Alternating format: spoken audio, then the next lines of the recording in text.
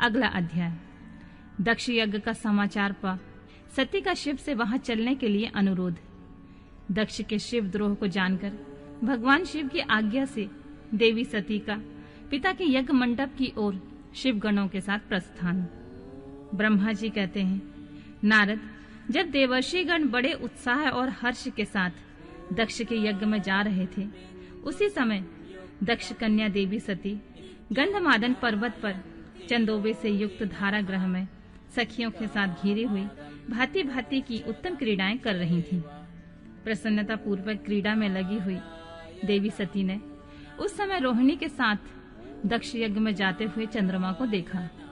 देखकर वे अपनी हितकारिणी प्राण प्यारी श्रेष्ठ सखी विजया से बोली, मेरी सखियों में श्रेष्ठ प्राण प्रिय विजय, जल्दी जाकर पूछ तो आ, ये चंद्रदेव रोहिणी के साथ कहाँ जा रहे हैं। सती के इस प्रकार की आज्ञा देने पर विजया तुरंत उनके पास गई और उसने यथोचित शिष्टाचार के साथ पूछा, चंद्रदेव, आप कहाँ जा रहे हैं। विजया का यह प्रश्न सुनकर चंद्रदेव ने अपनी यात्रा का उद्देश्य आदर पूर्वक बताया। दक्ष के यहाँ होने वाले महोत्सव आदि का सारा वृतांत कहा। वह सब सुनकर विजया बड़ी उतावली के साथ देवी के पास आई और चंद्रमा ने जो जो कहा था उसने सब कह सुनाया। उसे सुनकर कालिका सती देवी को बड़ा विस्मय हुआ। अपने यहाँ सूचना न मिलने का क्या कारण है। बहुत सोच विचारने पर भी उनकी समझ में नहीं आया। तब उन्होंने पार्षदों से घिरे अपने स्वामी भगवान शिव के पास आकर भगवान शंकर से पूछा, प्रभु, मैंने सुना है कि मेरे पिताजी के यहाँ बहुत बड़ा यज्ञ हो रहा है। उसमें बहुत बड़ा उत्साह होगा। उसमें सब देवर्षि एकत्र हो रहे हैं। देव देवेश्वर, पिताजी के उस महान यज्ञ में चलने की रुचि आपको क्यों नहीं हो रही है। इस विषय में जो बात है मुझे सब बताइए। महादेव, सुहृदों का धर्म है वह सुहृदों के साथ मिले जुले। यह मिलन उनके महान प्रेम को बढ़ाने वाला होता है। अतः प्रभु, मेरे स्वामी, आप मेरी प्रार्थना मानकर सर्वथा प्रयत्न करके मेरे साथ पिताजी की यज्ञशाला में आज ही चलिए। सती की यह बात सुनकर भगवान महादेव, जिनका हृदय दक्ष के बागवानों से घायल हो चुका था, मधुर वाणी में बोले, देवी, तुम्हारे पिता दक्ष मेरे विशेष द्रोही हो गए हैं। जो प्रमुख देवताओं और ऋषि अभिमानी, मूढ़ और ज्ञान शून्य हैं, वे ही सब तुम्हारे पिता के यज्ञ में गए हैं।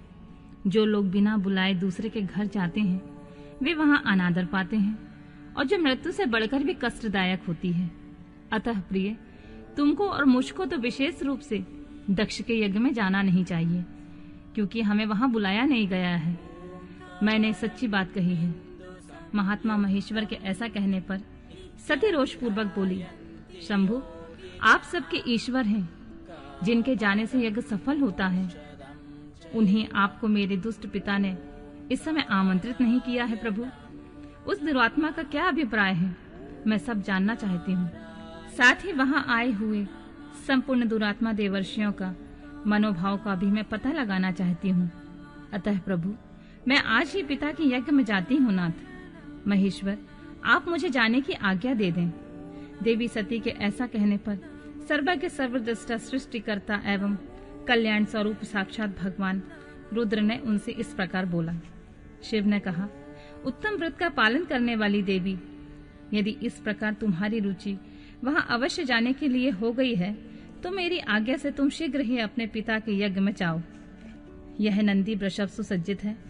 तुम एक महारानी के अनुरूप राजोपचार साथ ले सादर इस पर सवार हो बहुसंख्यक प्रथम गणों के साथ यात्रा करो। प्रिय, इस विभूषित वृषभ पर आरूढ़ हो। रुद्र के इस प्रकार आदेश देने पर सुंदर आभूषणों से अलंकृत सती देवी सब साधनों से युक्त हो पिता के घर चली। परमात्मा शिव ने उन्हें सुंदर वस्त्र आभूषण तथा परम उज्जवल छत्र चामर आदि महाराजोचित उपचार दिए। भगवान शिव की आज्ञा से 60,000 रुद्रगण बड़ी संख्या में प्रसन्नता और महान उत्साह के साथ कौतूहल पूर्वक सती के साथ गए। उस समय वहां यज्ञ के लिए यात्रा करते समय सब और महान उत्साह होने लगा। महादेव जी के गण ने शिव प्रिया सती के लिए बड़ा भारी उत्सव रचाया। वे सभी गण कौतूहल पूर्ण कार्य करने तथा सती और शिव के यश को गाने लगे। शिव के प्रिय और महान वीर प्रथमगण प्रसन्नता पूर्वक उछलते कूदते चल रहे थे। जगदम्बा के यात्रा काल में सब प्रकार से बड़ी बड़ी भारी शोभा हो रही थी।